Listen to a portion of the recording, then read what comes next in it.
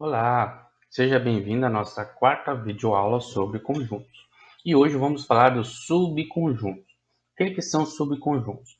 São relações entre dois conjuntos que ocupam os mesmos elementos. Além da gente falar do que são, nós vamos abordar a relação entre esses dois conjuntos, como ela é descrita, e as propriedades que derivam disso. Aqui nós temos o exemplo do conjunto A e do conjunto B. A gente, olha só que interessante, o universo está aqui representado, é essa área retangular, e dentro dela a gente escreve os conjuntos. No caso, nós temos o conjunto A com os elementos 0, 1, menos 2 e 2, e o conjunto B com os elementos 0, 1, menos 2, 2, menos 3, 3 e menos 1. Ao você observar, você vai perceber que o conjunto A, a cerquinha do conjunto A e seus elementos estão dentro do espaço do diagrama que contém o conjunto B também.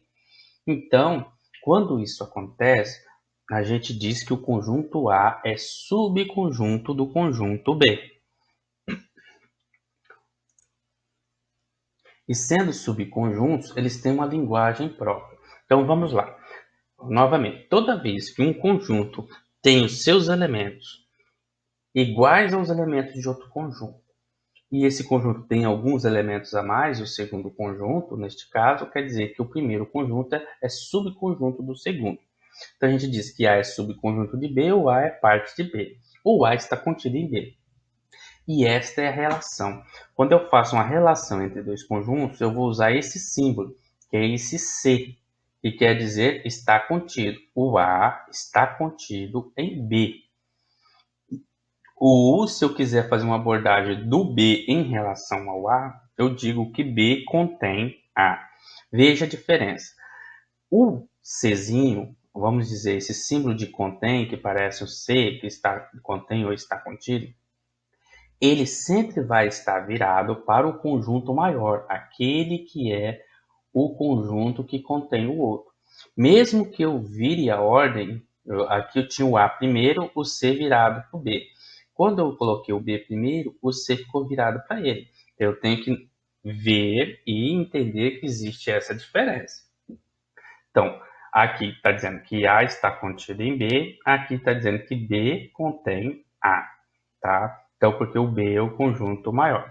Vamos fazer um outro exemplo aqui para que vocês entendam e facilite a nossa construção. Então, deixa eu pegar aqui. Digamos que eu tenho aqui dois conjuntos. Aqui eu tenho o conjunto J, aqui eu tenho o conjunto I, tudo isso dentro de um conjunto maior que é chamado de conjunto universo, certo? Então, a relação, eu digo I está contido em J, se você observar, porque o I é menor. Então, eu digo que ele I está contido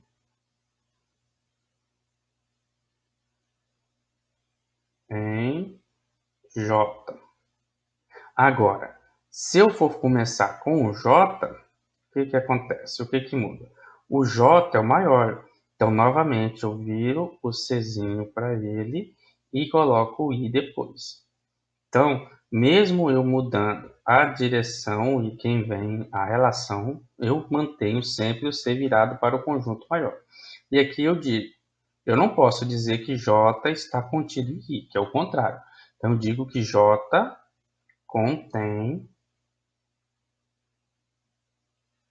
I. E assim eu vou mantendo essa relação. E quando um conjunto não está contido ou não contém? É só riscar, né? Digamos que aqui eu tenho também o conjunto D. Eu posso dizer que D está contido em J? Não, não está. Então eu vou e risco aqui. Eu digo que D não está contido em J. certo? Então é isso que o nosso tópico de hoje aborda.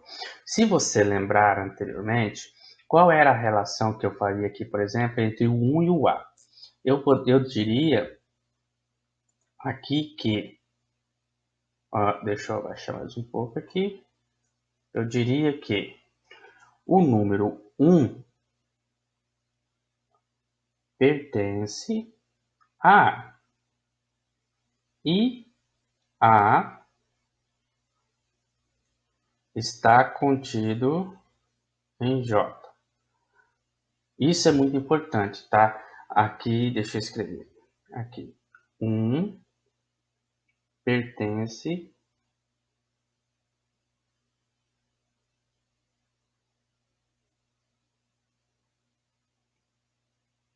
a. Aqui eu tenho que A está contido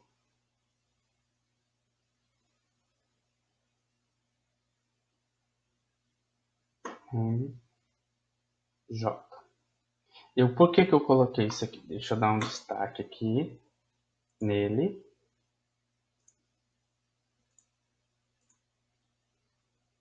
Para você não esquecer de visualizar isso aqui depois. Olha, é uma diferença básica, é uma relação de tratamento, e isso é muito importante. Você não pode esquecer dela. Se eu estou falando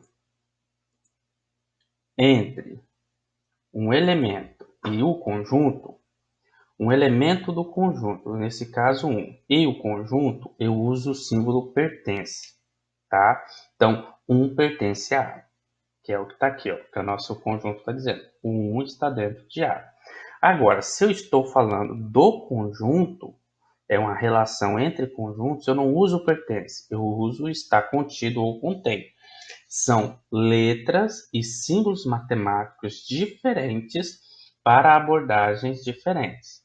Então, o pertence, embora tenha basicamente o mesmo significado, é totalmente diferente do contido. O pertence é para elementos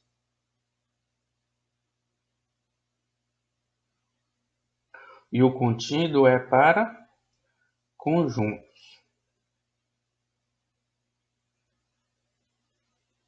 E fica até fácil de saber por que então a gente usa o e usa o C, né? O E é quando é para elementos e o C é para quando é conjunto, mas buscando e fazendo a mesma relação entre eles.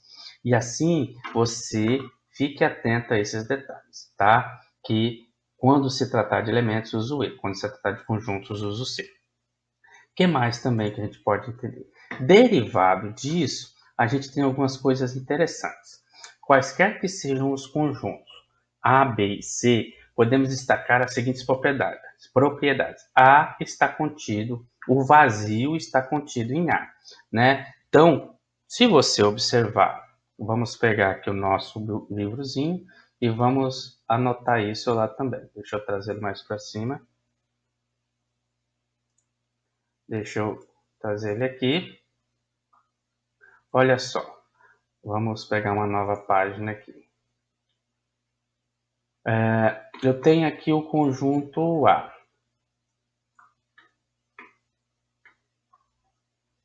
Deixa eu fazer aqui o conjunto A.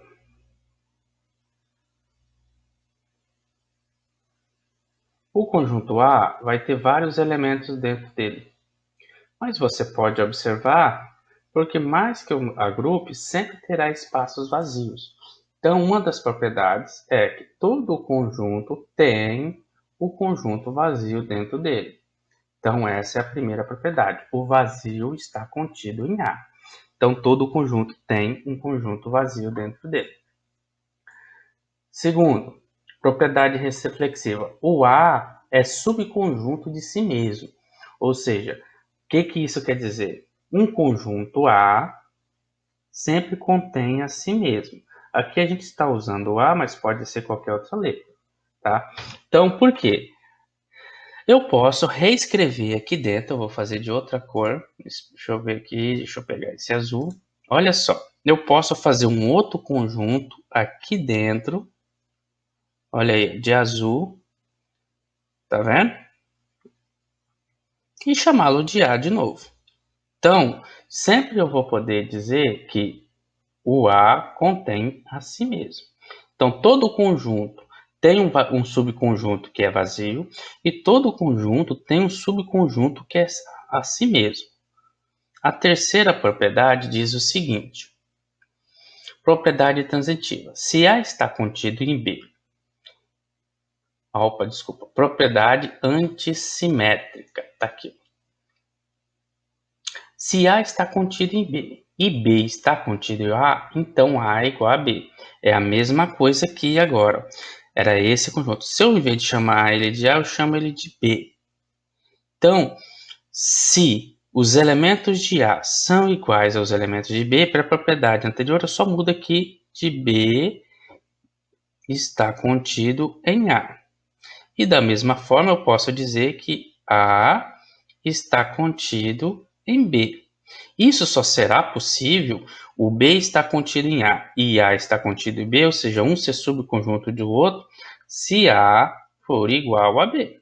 Então, eles têm os mesmos elementos, então posso dizer que um é subconjunto do outro e sucessivamente. Aí nós temos também a quarta propriedade, propriedade transitiva. A propriedade transitiva fala de três conjuntos. Se A está contido em B e B está contido em C, então A também está contido em C. Eu vou até fazer esse desenho aqui. Deixa eu puxar ele aqui. Olha só. Aqui eu vou fazer o conjunto A. Então a gente desenha o conjunto A. Esse é o conjunto A. Eu sei que ele está contido no conjunto B. Então vamos desenhar aqui o conjunto B. Então o A está contido dentro do conjunto B. Esse é o conjunto B. Então eu sei. A está contido em B. Mas o B está contido em C. A única maneira de eu fazer o B contido em C é colocando ele dentro do C. Então vamos colocar o B dentro do C. Então o conjunto C tem que englobar todo o conjunto B. Aqui está o conjunto C. Aí eu posso dizer então que B está contido em C. Não vamos confundir os dois. Esse é o conjunto C, deixa eu fazer o C com a perninha aqui. Então, se o A está dentro do B e o B está dentro do C, automaticamente, e aí visualmente a gente vê isso claramente, que o A também está contido em C. Deixa eu fazer o C aqui diferente, para não confundir, né, com esse contido. Então, o A está contido em C. Então, essa é uma propriedade transitiva. Eu posso relacionar um conjunto inicial com um final por causa da relação entre o que está no meio. E ela pode se estender a vários outros, né? Eu poderia ter um conjunto D dentro de C. A também estaria um D que englobasse todo C. Então, A também estaria lá dentro.